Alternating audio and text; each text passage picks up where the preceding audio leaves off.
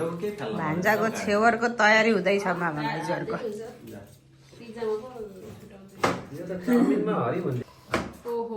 यही काठको त के ढिलो हुने त है यति गरेर धेरै टाइम लाग्छ होइन खाना झ्यामझुम जसरी काटेमा हाल्ने त बनाउने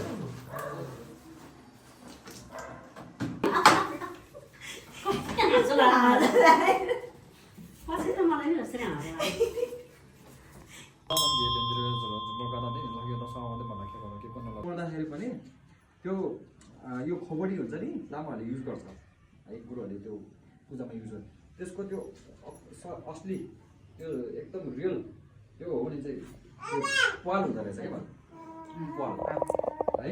अब त्यो डुप्लिकेटहरू चाहिँ पाल हुँदैन त्यसको त्यसरी पत्तामा हुँदो रहेछ किनभने हामी मान्छे मर्दाखेरि सास चाहिँ यहाँबाट जान्छ अरे त्यही हो त्यो टुप्पीबाट के को पूजा सामग्रीको सोच विचार होइन। अनि यसरी चढाउँदा आफूले यस्तो भावना मलाई सुख दुःख जे जस्तो भए पनि हजुर नै जान्नुहोस् है। अनि निर्वाणा प्राप्त नभए हजुरको शरण म पर्नेछु भने अब यदि बाबुले चाहिँ अब यसरी यो गरेपछि चाहिँ बाबुले पछि बाबुबाट जहिले कुखुरा मार्न लाउने होइन नराम्रो चिजहरू गर्न लाउने त्यो गर्नु हुँदैन। यो शान्तिको कुरा होइन है। यसरी गुरुहरूबाट चाहिँ एउटा छिरिङ टक्क गरिसकेपछि चाहिँ अब बाबुबाट चाहिँ कुनै नराम्रो कामहरू चाहिँ गर्न दिनु हुँदैन। तर बाबुलाई चाहिँ सकेसम्म लामै हाल्नुपर्छ भन्ने छैन गुम्बामा होइन। उहाँलाई चाहिँ यो गृहस्थी अवस्थामा पनि उहाँलाई चाहिँ हामीले राम्रो राम्रो संस्कार दिन सकिन्छ नि। संस्कार राम्रो दिन सक्ने भनेको उहाँको आमा र बुवाको हातमा हुन्छ। अहिले आमा बुवा नभएको बच्चाहरू हामीले देखेको छ अहिले गुम्बामा देखिरहेको छ। धेरै अहिले छोरीहरू देखेको छ कस्तो हुन्छ कस्तो प्रकारको हुन्छ भन्दाखेरि अलिकति बा आमा जस्तो नभएपछि चाहिँ अलिकति दुःख भन्नाले नि अलिकति व्यवहारिकहरू राम्रो नहुने संस्कारहरू राम्रो नपाउने त्यो हुँदो रहेछ क्या। त्यो भएपछि चाहिँ भोलि अनि अब आफूभन्दा ठुलो बडाहरूसँग कसरी बोल्ने कुन तरिकाले बोल्ने त्यो बोल्ने तरिकाहरू नहुने अनि आफ्नो मिसहरूसँग आफ्नो सरहरूसँग कसरी रेस्पेक्ट गर्ने कसरी आदर गर्ने ठुलोलाई कसरी आदर गर्ने सानोलाई कसरी आदर गर्ने भन्ने कुराहरू चाहिँ त्यो आमा बाबा नभएपछि चाहिँ त्यो संस्कारहरू चाहिँ नसिकिँदो रहेछ क्या।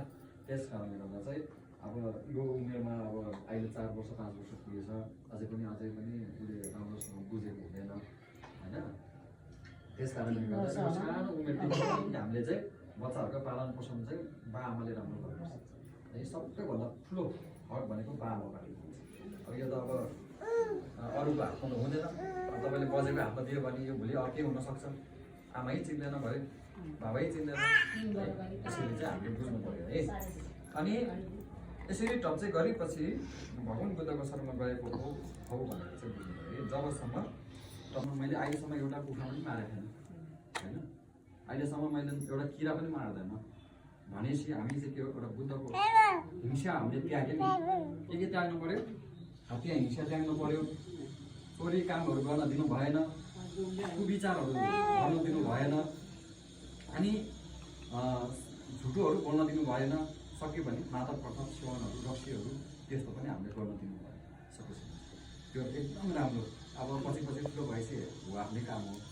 अब उसले बुझेको छ भने उसले त्यो पनि छोड्छ। यदि बुझेको छैन भने भोलि आफूले गर्ने हुन्छ त्यो त। यसमा चाहिँ फेरि अब सकेसम्म चाहिँ आमा र बाबाकै हातमा हुनलाई टप्चै गरेपछि है। राम्रो संस्कार गर्दै गर्दै धर्मको बाटो राम्रो राम्रो ठाउँमा हिँडेर पनि मान्छेले बुद्धको ज्ञान प्राप्त गर्न सकिन्छ है।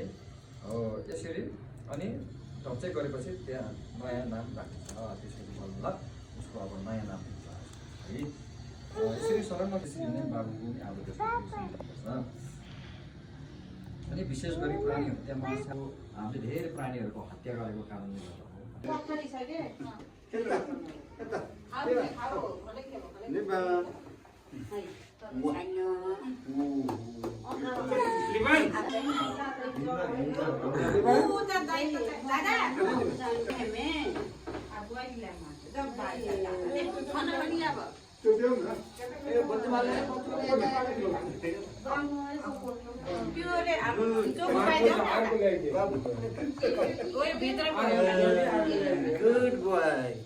Good boy, eh? Good boy. Itu. Ayo.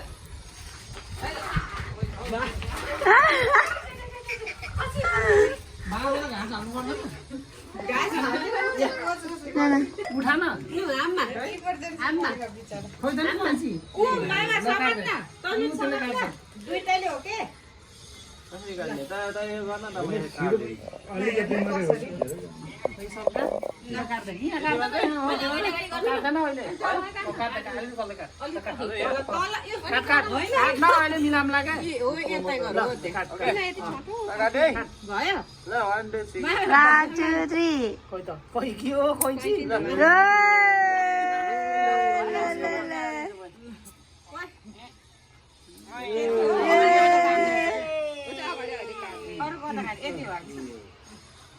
घाँस लागि लाएर रोज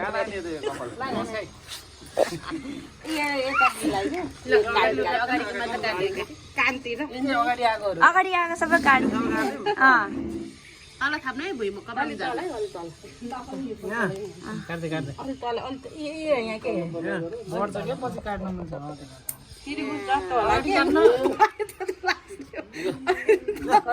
के भयो आलुले काट्दिनु त्यही त तैले काटाको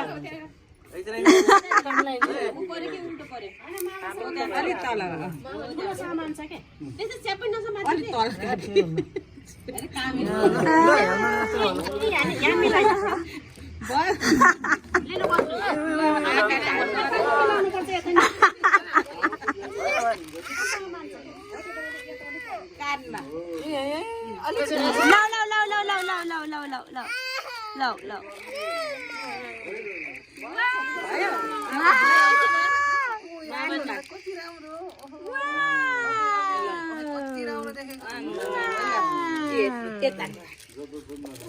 कति राम्रो देखेको काटेको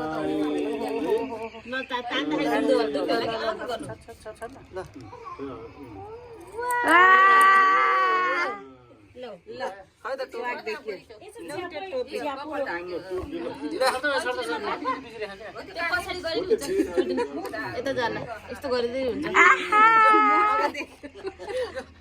यहाँ नि काटौँ न हेरे नि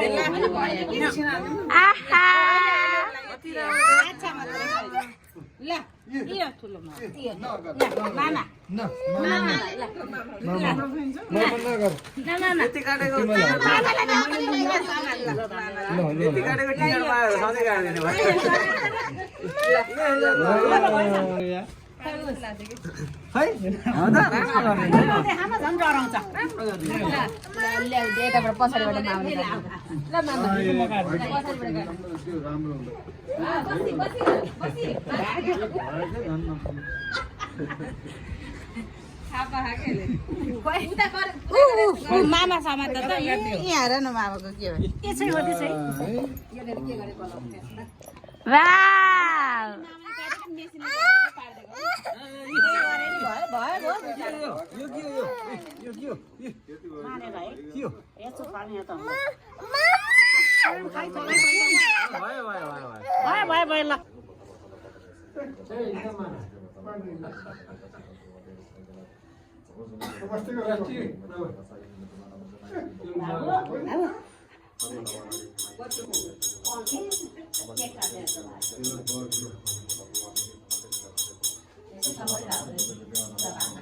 सुखै पाओस् अनि सर्व प्राणीहरू चाहिँ दुःखबाट मुक्त भएर सुख पाओस् सर्व प्राणीहरू चाहिँ जुन सुख पाएको छ त्यो सुखबाट कहिले पनि वियोग नहोस् कहिले पनि नछुट्नुहोस्